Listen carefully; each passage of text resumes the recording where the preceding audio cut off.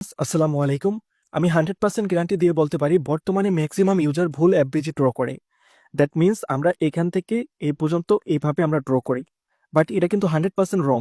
আপনি যদি এখানে এফবিজি ড্র করে থাকেন আপনি কিন্তু লুজার হবেন। এখান থেকে আপনি প্রফিট নিয়ে বের হতে পারবেন না। সো কেন বের হতে পারবেন না, কেন এটা রং, সবকিছুই আজকে ভিডিওতে দেখাবো।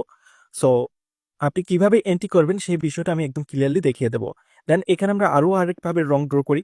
দেখেন, আমরা কিন্তু এখান থেকে ড্র করি এভাবে, এটা হচ্ছে আমাদের এফবিজি বা ফেয়ার ভ্যালু ক্যাপ, একই কথা। সো এখানে মার্কেটে যে ইমব্যালেন্সটা তৈরি করছে এটা কিন্তু অ্যাকচুয়ালি রিয়েল ইমব্যালেন্স নয়, এটাও কিন্তু ভুল।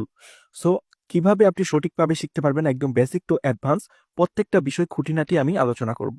ফ্রেন্ডস, এফবিজি বোঝার আগে আমাদেরকে ইনসাইড পার ক্যান্ডেলটা বুঝতে হবে। এটা যদি বুঝতে পারি তাহলে আমরা এফবিজি ইজিলি বুঝতে পারবো যেটা ভ্যালিড নাকি ইনভ্যালিড। ওকে, সো এখানে দেখতে পাচ্ছেন একটা ক্যান্ডেল তৈরি হয়েছে, তার পরবর্তীতে আরেকটা ক্যান্ডেল তৈরি হয়েছে। সো ধরেন একটা মার্কেট এই পজিশনে এভাবে আছে।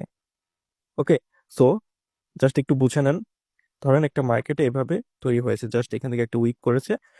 সো এখানে আমাদের কয়টা ক্যান্ডেল? দুইটা। এটা ফার্স্ট, এটা সেকেন্ড।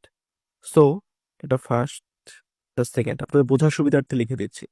সো প্রথম ক্যান্ডেলটার কোনো ভ্যালু নেই এখানে। কেন? কারণ প্রথম ক্যান্ডেলটাকে গিলে ফেলছে পরবর্তী ক্যান্ডেল। দ্বিতীয় নাম্বার ক্যান্ডেলটা একদম গিলে ফেলছে। সো এটাকেই বলা হয় inside bar candle. That means আমরা এফবিজি ড্রোর ক্ষেত্রে এটাই লক্ষ্য করব যে কোনো ক্যান্ডেল কি কোনো ক্যান্ডেলকে গিলে ফেলছে নাকি।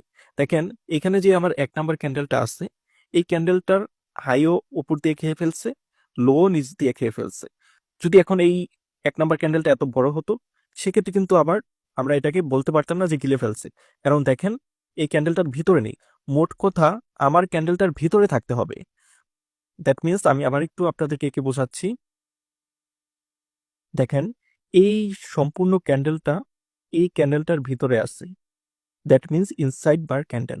ওকে, জাস্ট এই কনসেপ্টে আপনি মাথায় রাখেন তাহলেই হবে। সো আমরা এখন যদি চলে যাই এফবিজিতে, এখানে দেখেন আমার এই ক্যান্ডেলের হাই এটা, লো এটা, অ্যান্ড পরবর্তীতে যেই ক্যান্ডেলটা তৈরি হয়েছে এই হাই এবং লো এর মধ্যবর্তী স্থানে হয়েছে।